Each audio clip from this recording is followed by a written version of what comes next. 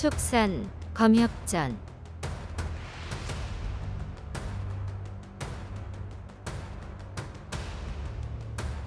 3화 악연.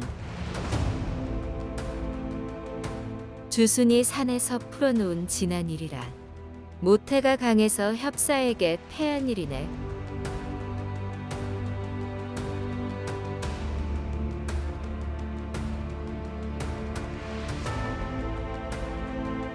내 놈이 정말 간덩이가 부었구나. 어찌 그리 무모한 짓을 했느냐. 내가 몇 번이나 이르지 않았더냐.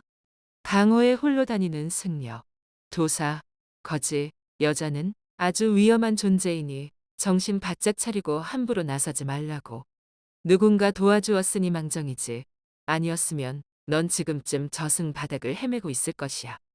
아우, 이 서신, 이게 다 무슨 소린가? 그 화상하고 무슨 원수라도 졌는가? 어서 말해보게. 형님, 그자가 바로 10년 전 강남을 휘젓고 다녔던 다비용 모태입니다. 뭐? 뭐라고? 그자라면 정말 난감하게 되었구나. 제 실수입니다. 애초에 확실히 매듭을 지었어야 했는데 화근을 남기고 말았습니다. 하늘도 무심하시지. 이제 겨우 안주할 곳을 찾았는데 또 도망자 신세가 되어야 한다니. 이 무슨 운명의 장난인가. 하룻강아지 범 무서운 줄 모른다고 한창 혈기왕성한 이영경과 조연아는 어른들 대화가 답답하게 그지없었다. 조연아는 감히 말을 꺼내지 못했지만 이영경은 제 성질을 못 이겨 핏대를 세우며 끼어들었다. 숙부님이 그렇게 꼬리를 내리니까 그놈이 더 날뛰는 거잖아요. 잿간놈이 날고 기어봤자 그쪽은 혼자이고 우리는 넷인데 뭐가 무서워 도망친단 말이에요? 내가 어찌 알겠느냐? 오래전 일이라 형님도 가물가물하실 테고 너희 식견도 넓힐 겸 저간의 사정을 이야기해 주마. 십수년 전 중원 북부에서 두 형님과 나를 모르는 사람이 거의 없었단다. 무리민들은 검술이 뛰어나고 각종 암기를 잘 다루는 이령을 통비신원이라고 불렀다. 양다른 박도와 연자표를 잘 쓰기로 유명해 신도란 벼로가 붙었다. 주순을 포함해 세 사람은 함께 무궁을 연마하며 친형제처럼 지냈다. 하루는 주순이 이령의 경공술을 보고 기발한 생각이 떠올라 어깨에 흰 천으로 만든 날개를 달았다. 날개가 바람의 힘을 더해주니 아무리 높은 산도 쉽게 오를 수 있었다. 주순은 의협으로서 광명정대한 뜻을 펼치겠다는 뜻으로 밤에도 흰 옷을 입었다.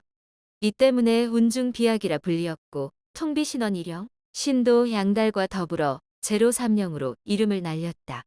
제로삼령은 의리를 목숨처럼 여기는 의협이었다. 장원충과 이자성의 난으로 세상이 어지러울 때 장사꾼 친구가 섬서에서 양주로 돌아가는 길이 걱정되어 호의를 부탁하자 주순이 흔쾌히 수락했다. 양주로 가던 중 다비용 모태라는 절름발이 도적이 남방 일대를 휘젓고 다닌다는 소문을 들었다. 도적들이 모인 농림에도 나름의 규칙이 있기 때문에 도적질을 할 때 특별히 반항하지 않는다면 원한이 없는 한 함부로 사람을 죽이거나 부녀자를 겁탈하지 않았다. 하지만 모태는 어디를 가든 사람은 물론 짐승조차 살려두지 않는 매우 악랄한 자였다. 또한 반반한 여자를 보는 족족 욕을 보이고 죽였다. 주수는 분을 참을 수 없어 가만두지 않겠노라 단단히 별렀다.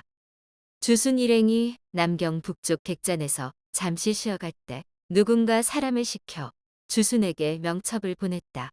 성도 이름도 없고 팔이 8개 달린 곰 한 마리만 그려져 있었다. 팔이 여럿인 곰, 바로 다비용 모태였다. 주순은 모태가 찾아온 이상 골치 아픈 일을 치르더라도 피하지 않을 생각이었다. 바로 사용하기 쉽도록 무기를 미리 준비해 놓고 모태를 들어오게 하였다. 듣던 대로 모태의 생김새는 흉악했지만 뜻밖의 무기는 지니지 않은 상태였다. 모태가 익히 명성을 듣고 흠모해왔다며 주순에게 의형제를 맺고 싶다고 했다. 하지만 주순은 그런 말에 읍줄에 음험한 도적과 의형제를 맺을 사람이 아니었기에 애들러 거절했다. 모태는 쓸데없이 고집을 부리지 않았다. 앞으로 서로 도우며 교분을 쌓자면서 농림 도적이 다 그렇듯 말끝마다 의리를 찾다가 자리에서 일어났다. 이때 주수는 모태의 발걸음을 유심히 지켜보았다. 과연 무공이 뛰어난 자였지만 주색에 빠진 탓인지 기가 조금 약해 보였다. 주순이 문 앞에서 배웅하려는데 갑자기 바람이 불어 문이 반쯤 닫혔다. 모태가 무심한 듯 문을 살피는 동안 주수는 잘난 체하려는 모태와 더는 엮이고 싶지 않아 그냥 모르는 척했다.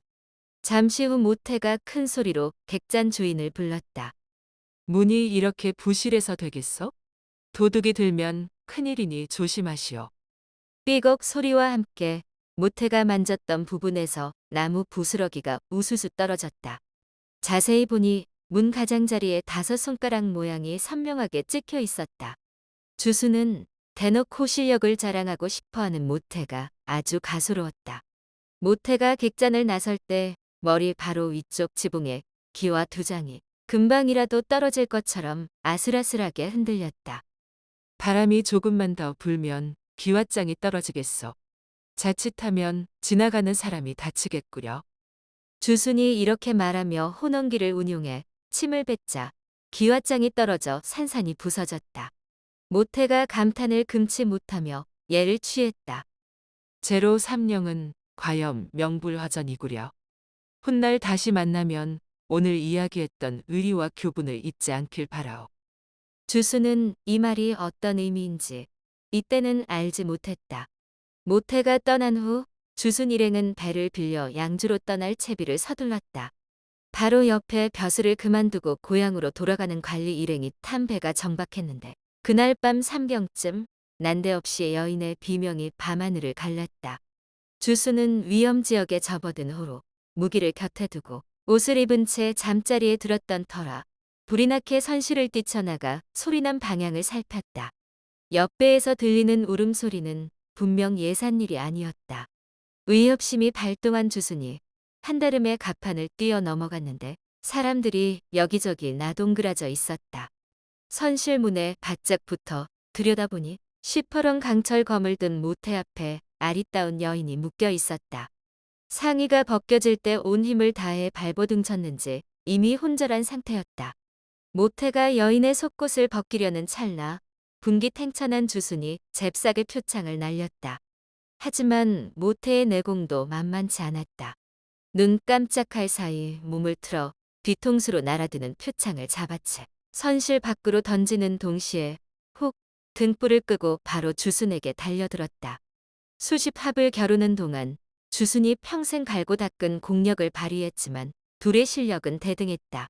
주순 쪽에는 다른 호의가 없으니 저쪽 패거리가 더 나타나면 감당할 수 없을 터였다. 주순은 결국 천운나월 절출을 펼쳐 강력한 일격을 가했다. 모태가 미처 막아내지 못해 손가락 2개가 댕강 잘려나갔다. 이런 음탕한 도적놈은 당장 죽여 후환을 없애야 마땅했다. 그런데 주순에게 패한 모태가 스스로를 용납하지 못해 칼을 버리고 죽음을 자청했다. 이보게, 내가 한 말 잊었는가. 난 자네 상대가 되지 못하니 죽이려거든 어서 끝내게. 주수는 이 말에 마음이 흔들렸다. 이대로 죽이자니 모태의 무예가 아깝기도 하고 그의 사부, 화한금사 등명의 체면도 생각지 않을 수 없었다. 또한 그날 낮에 친구가 되고 싶다며 일부러 찾아오지 않았던가. 주수는 환골탈태하겠다는 맹세만 받고 모태를 살려보냈다. 다행히 모태가 아무도 해치지 않고 혈도만 찔러놓은 상태였기에 주순이 쓰러진 사람들의 혈도를 풀어주고 돌아갔다. 훗날 머리를 깎고 출가한 모태는 오대산 금신난 법원의 제자가 되어 비검수를 연마했지. 심리 밖에서도 상대의 머리를 벨 수 있는 신검합일의 경지에 올랐어. 그 후로 내게 원수를 갚겠다고 공공연히 떠들고 다니는데 내 실력으로 그놈의 적수가 될 수 없어 어쩔 수 없이 경운을 데리고 사천에 몸을 숨길 수밖에 없었단다. 우리 무예가 아무리 뛰어나도 어찌 검성과 대적하겠느냐. 벼랑간 하늘에서 확 우는 소리가 울려 퍼졌다. 다들 이야기에 정신이 팔려 별 생각이 없었는데 주순 혼자 벌떡 일어나 달려나갔다가 잠시 후에 돌아왔다. 사부님, 학 오름에 왜 그리 당황하십니까? 너는 잘 모르겠지만 이곳은 아미산 최고봉이다. 구름 걸린 산허리가 내려다 보이는 곳이니 웬만한 새는 날아오기 힘들지. 학 울음소리가 위에서 들리는 것도 이상한데 순식간에 종적을 감추다니 정말 희한하구나. 숙부 말씀을 들으니 모태가 확실히 무서운 놈인 것 같네요. 그런데 도망가는 것 말고는 정말 방법이 없나요? 그놈이 검술은 뛰어나다만 심보가 바르지 않으니 최상의 경지에 오르지는 못했을 것이다. 검선 중에는 그자보다 뛰어난 영웅이 아주 많단다. 경운의 사부인 황산의 차나대사만 하더라도 그런 놈은 가볍게 주무를 수 있지. 다만 가는 길이 멀고 황산이 원체 큰 산이라 쉬이 찾을 수 있을지 모르겠구나. 아우, 피한다고 해서 해결될 문제가 아닌 것 같네. 어떻게든 방법을 찾아야지. 당연히 그래야지요. 연하를 데리고 가야 하니 일단 연하 무친에게 사정을 설명하고 당분간 마선생 도움을 받으시라고 해야겠습니다. 그리고 모태가 찾아오기 전에 먼저 찾아가 결투 날짜를 정해 잠시 시간을 벌어볼 생각입니다. 그 사이에 황산 차나 대사를 찾아가 도움을 청하려고요. 체면은 조금 구기겠지만 달리 어쩌겠습니까? 일영이 고개를 끄덕이며 주순과 함께 가겠다고 하였다. 당장 싸우러 가는 것이 아니니 사람이 많으면 오히려 일을 그르칠 수 있습니다. 더구나 영경이 한 단계 발전할 중요한 시기이니 형님이 꼭 곁에서 봐주셔야 합니다. 여자아이 혼자 산에 두기도 좀 그렇고요. 여러모로 형님은 여기 계시는 편이 좋겠습니다. 주순은 일영 부녀를 뒤로 한 채 조연아를 데리고 산을 내려갔다. 때는 늦가을이라 낙엽이 우수수 떨어지고 바람이 싸늘했다. 한참 이런저런 이야기를 나누다 보니 어느새 산자락이었다. 이때 남루한 호도 차림으로 길에 쓰러져 있는 도인이 눈에 들어왔다. 그 옆에 술 담는 붉은 호리병이 나뒹구는 것으로 보아 거나하게 취해 잠든 모양이었다. 저것 좀 보세요. 행색을 보니 찢어지게 가난한 모양인데 길에 쓰러질 만큼 펌하시다니 술귀신이라도 씌었나 봐요. 네가 어려 아직 잘 모를 게다. 우리 강산이 오랑캐손에 넘어갔을 때 원수에게 굴복하지 않으려 속세를 떠난 강직한 선비와 영웅이 아주 많았다. 거리낌 없이 호방한 모습을 보니 그런 사람인 듯 싶구나. 날씨가 쌀쌀해 저리 있다가는 한기가 들 텐데. 한참 걸었더니 시장기가 도는군. 저 사람을 깨워 함께 식사하러 가자꾸나. 나중에 은자도 좀 챙겨줘야겠다. 주순이 조심스레 다가가 도인을 깨웠다.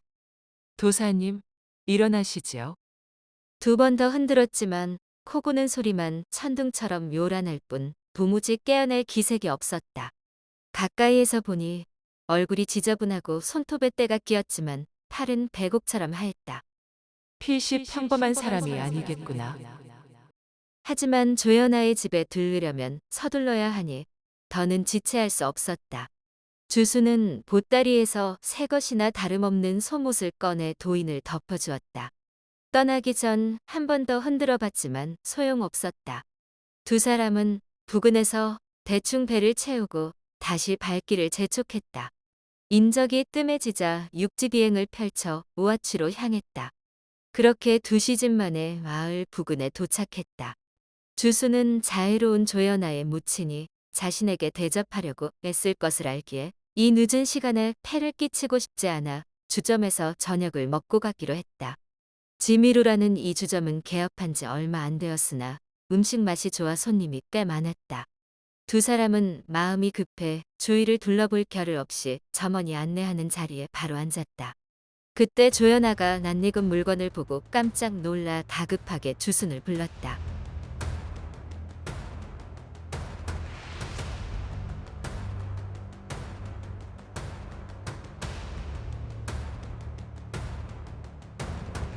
다음 화에서 이어집니다. 더 좋은 콘텐츠를 제작하기 위하여 구독과 좋아요, 알림 설정 부탁드려요.